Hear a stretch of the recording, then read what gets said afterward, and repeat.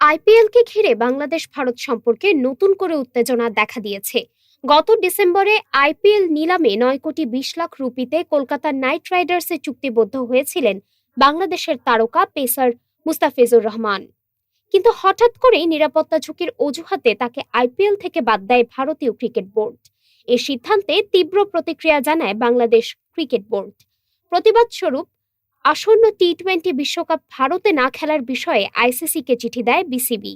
এর ফলে ক্রিকেটের গণ্ডি ছাড়িয়ে বিষয়টি এখন কূটনৈতিক ও রাজনৈতিক সংকটে রূপ নিয়েছে।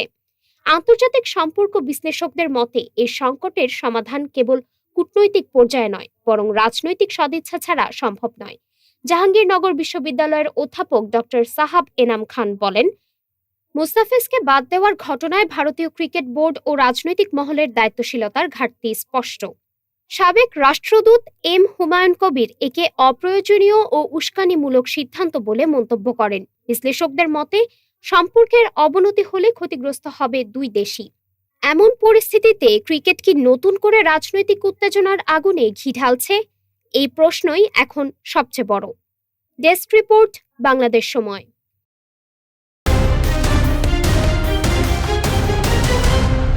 বাংলাদেশ সময়, সবার আগে দেশ।